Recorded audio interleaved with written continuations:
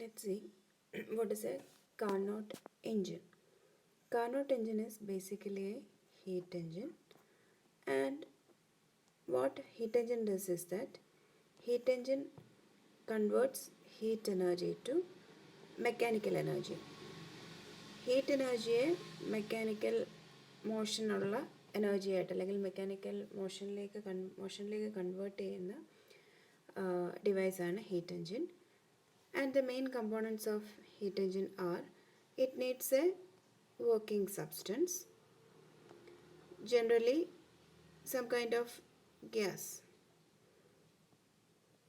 and then it needs a source of infinite thermal capacity. Thermal capacity കൊണ്ട് ഉദ്ദേശിക്കുന്നത് the energy required to produce unit increase in temperature, അല്ലെങ്കിൽ temperature change delta T ആണ്, energy change delta E ആണെന്ന് വിചാരിക്കുക. The ratio of delta E by delta T is the thermal capacity. അപ്പോൾ അതിനെ mass കൊണ്ട് divide ചെയ്താൽ specific heat capacity കിട്ടും. Specific എന്ന് പറഞ്ഞാൽ ഉദ്ദേശിക്കുന്നത് 1 kg എത്രയാണെന്നുള്ളതാണ്. അപ്പോൾ ഇവിടെ we are saying about the thermal capacity, and it is having infinite thermal capacity, and the temperature T1 is a high temperature. അപ്പോൾ അതാണ് source. And the third requirement is a sink, and sink is also sink also is having high thermal capacity, and the temperature is some low temperature T2. And then the fourth component required is an insulating stand. These are the components of heat engine.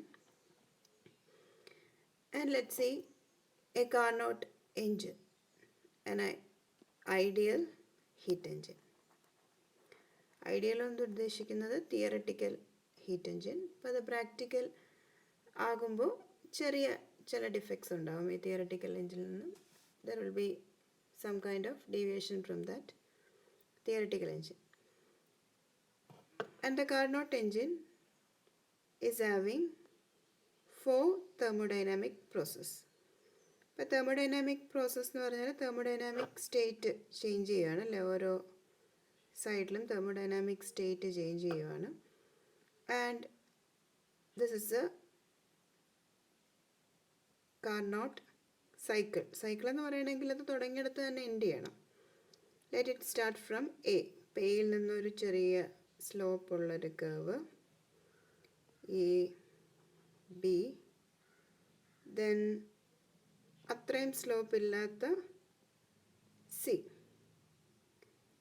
Then the similar slope D, and then it finally reaches A. അപ്പോൾ ഇതൊന്നും straight ലൈനുകളല്ല, A B C D ഒന്നും straight ലൈനുകളല്ല. A B ഒരു സ്ലോപ്പാണ് അല്ലെ, ഒരു കേവാണ്. ബി സി അനദർ കേവ്, കുറച്ചും കൂടെ സ്റ്റീപ്പറായിട്ടുള്ള കേവാണ് ബി സി. ദെൻ എ ബിയുടെ തന്നെ സിമിലർ ആയിട്ടുള്ള ഓപ്പോസിറ്റ് ഡയറക്ഷനിലുള്ളതാണ് സി ഡി. ബി സി പോലെ തന്നെ സിമിലർ ആയിട്ടുള്ള റിവേഴ്സ് ഡയറക്ഷനിലുള്ളതാണ് D A. These are the 4 thermodynamic process. A B, B C, C D and D A are the 4 thermodynamic processes in the Carnot engine. And A is a thermodynamic state defined by P1, V1, T1. ഒരു thermodynamic state define ചെയ്യുന്നത് thermodynamic parameters ആണ്, generally pressure, volume and temperature.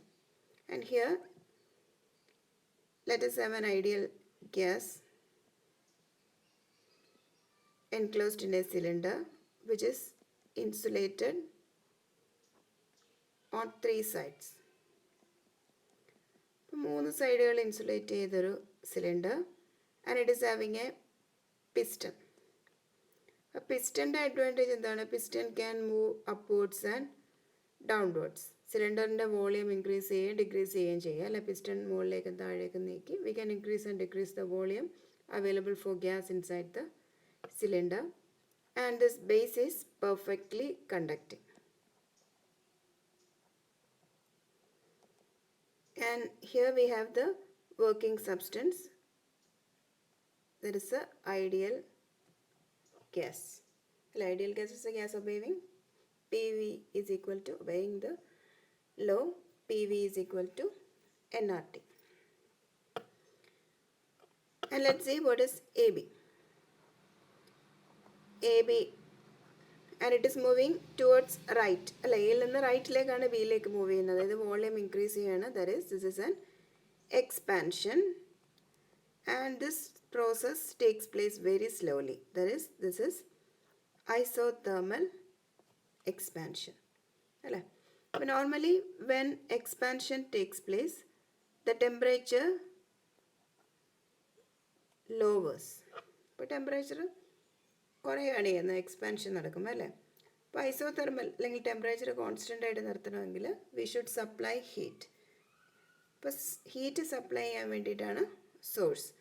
Source is having a higher temperature and it supplies enough heat to make the process isothermal. അപ്പോൾ through out same ടെമ്പറേച്ചറിലാകാൻ വേണ്ടിയിട്ട് heat supply ചെയ്യാനായിട്ടാണ് source. So we are keeping the whole cylinder. അപ്പോൾ സിലിണ്ടറിൻ്റെ base conducting ആണ്. We are keeping the conducting base over the source. Source-ൻ്റെ temperature, that is T1. The process will be isothermal expansion at the temperature T1. So A, P1, V1, T1 ആണെങ്കിൽ അത് expand ചെയ്ത് isothermal expansion കഴിഞ്ഞ് ബിയിലേക്ക് എത്തുമ്പോൾ it will be P2, V2. Isothermal ആണല്ലേ, that is temperature is same T1. And that is AB. And the quantity of heat absorbed is Q1. Q1 is the quantity of heat absorbed. And this is about AB.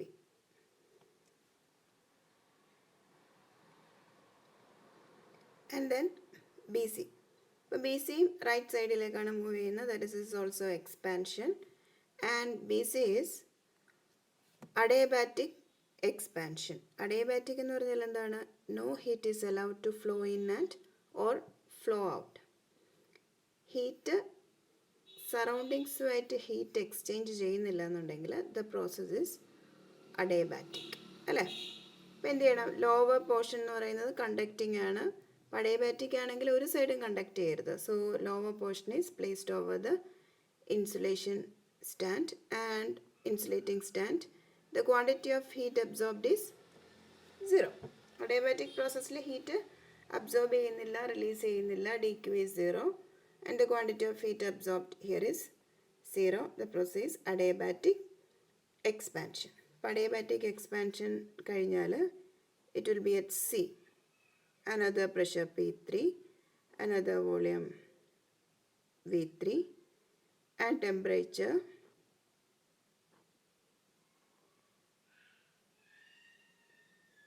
the process is adiabatic. ഇപ്പോൾ expansion നടന്നാൽ temperature will decrease അല്ലേ. ഇപ്പോൾ T1 നിന്ന് T2ലേക്ക് decrease ചെയ്യും. T2 is a lesser temperature. T2 is less than T1 and that is BC.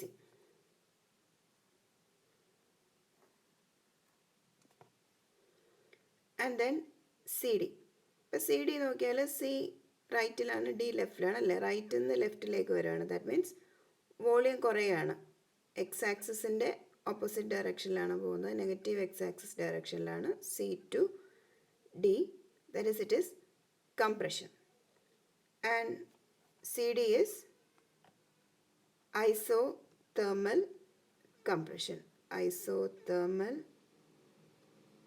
compression ആണ് CD അല്ലേ. isothermal expansion ABയുടെ കേസിൽ temperature constant ആക്കാൻ വേണ്ടിയിട്ട് വി റിക്വയർ സോഴ്സ്. അപ്പോൾ ഇതുപോലെ ഇവിടെ isothermal compression ആണ്. And compression generally increases the temperature.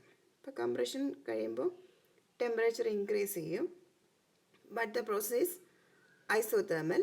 So to make the process isothermal, we need something to release heat അല്ലേ. കംപ്രഷൻ നടന്നാൽ ടെമ്പറേച്ചർ കൂടും.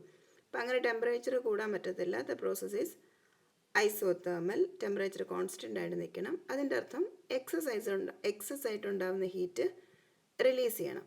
റിലീസ് ചെയ്യണമെങ്കിൽ എങ്ങോട്ടായിരിക്കണം റിലീസ് ചെയ്യുന്നത്? ഒരു ലോവർ ടെമ്പറേച്ചറിലുള്ള ഒബ്ജക്റ്റിലേക്ക് റിലീസ് ചെയ്യാൻ പറ്റുള്ളൂ. So we require sink. Sink is at a lower temperature.